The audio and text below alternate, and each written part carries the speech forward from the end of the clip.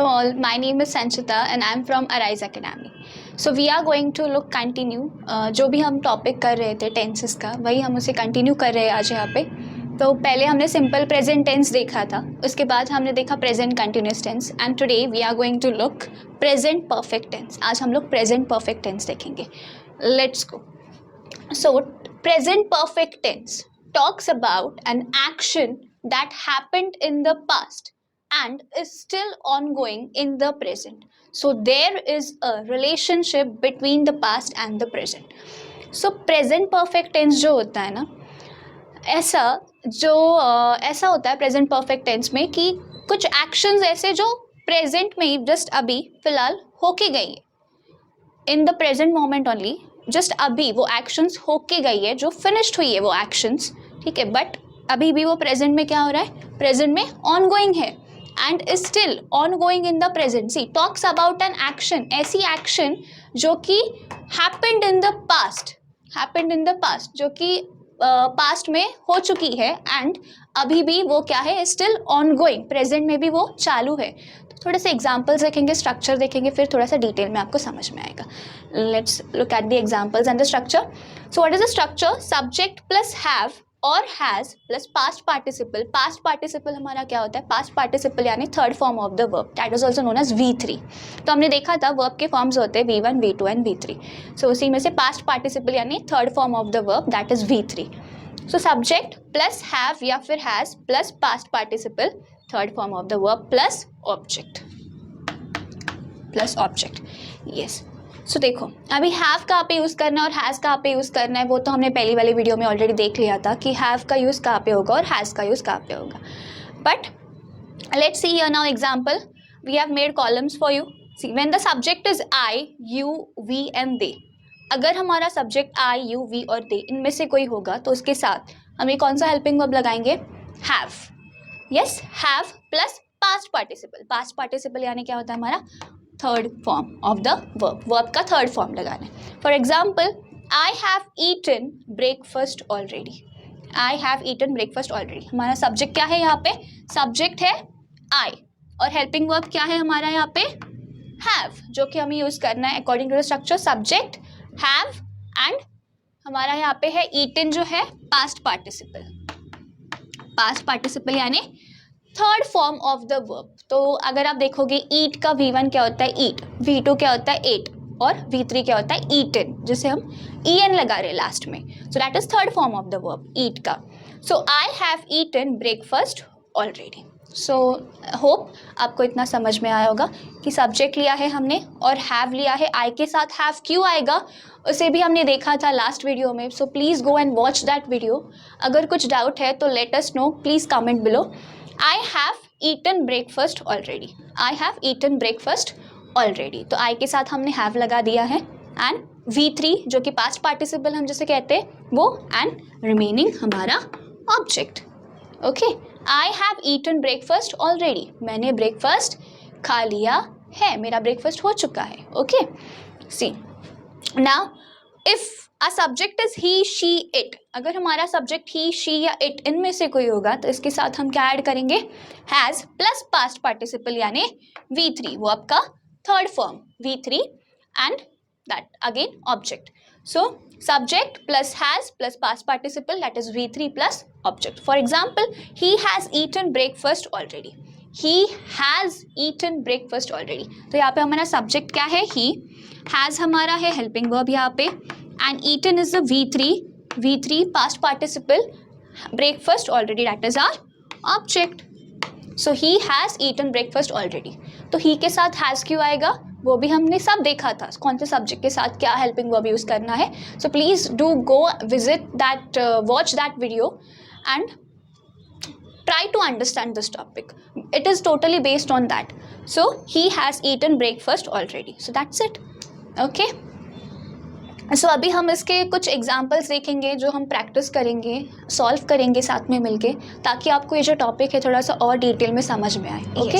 So let's look at the example with the help of our structure. So let's start now. We dash played football on the ground. So I have given here the base form of the verb and you will have to make the base form into V3 base form दिया है यहाँ पे, आपको उसका V3 बना के आपको यहाँ पे लिखना है, प्लस आपको क्या लगाना है यहाँ पे, हैव या फिर हैज़।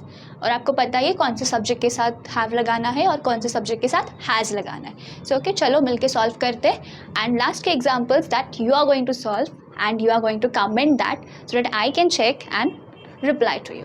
यस, तो देखते हैं किस किस को सही आ रहा है जवाब। ठीक है, let's discuss. So we dash play football on the ground. So क्या आएगा, हैव प्ले का V3 क्या आएगा, पहले ये बनाते हैं।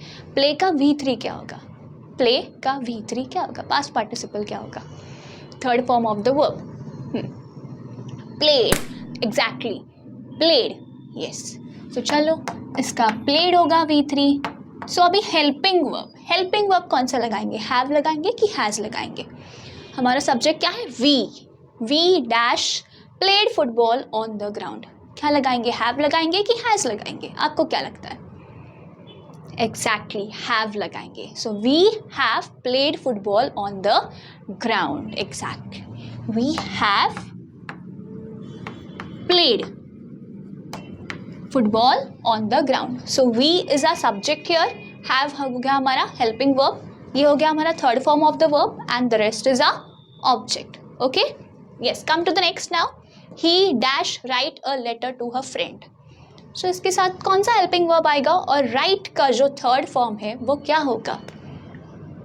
Guesses, any guesses? Exactly, write का थर्ड फॉर्म है written. Yes, now which helping verb should we use here?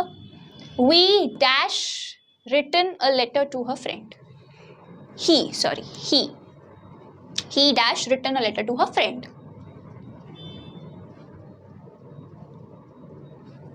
He dash written a letter to his friend. यहाँ पे his कर दो, to his friend. He dash written a letter to his friend. Which helping verb? Have आएगा कि has आएगा? Exactly. So he क्या आएगा? He has. Correct. He has written a letter to his friend. He has written a letter to his friend. Good. Now Mary dash brush her teeth. Mary dash brush her teeth. So brush का V3 यानी third form of the verb क्या होगा? Brushed, ED लगाना है हमें, है ना, brushed, बस ईडी लगा दिया, हो गया हमारा V3। मोस्टली तो V3 ईडी लगाने से ही होता है ना।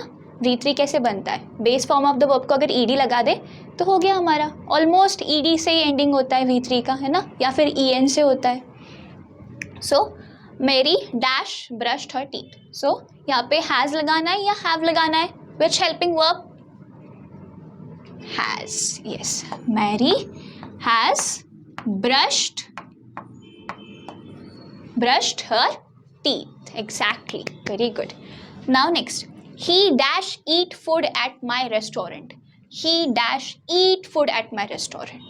Can you try this example? He dash eat food at my restaurant. And next is I dash learn the French language. So yes, tell me he के साथ कौन सा आएगा हेल्पिंग वर्ब? हैव लगाएंगे, हैज़ लगाएंगे, और ईट का third form क्या होगा? And also the next, I dash learn the French language. So learn का यहाँ पे थर्ड फॉर्म क्या होगा? थर्ड फॉर्म ऑफ द वर्ब यानी V3 क्या होगा यहाँ पे? And which helping verb should we use? Have आएगा कि हैज़ आएगा? एंड यहाँ पे भी we dash watch a new horror movie. The last example, we watch dash a new horror movie. तो यहाँ पे which helping verb should we use? Have कि हैज़? और वॉच का V3 क्या होगा? यस। सो हमने ये कुछ एग्जाम्पल्स अभी यहाँ पे सॉल्व किए हैं। लास्ट के 3 आप सॉल्व करोगे and let us know in the comment. So thank you everyone for watching this video. Hope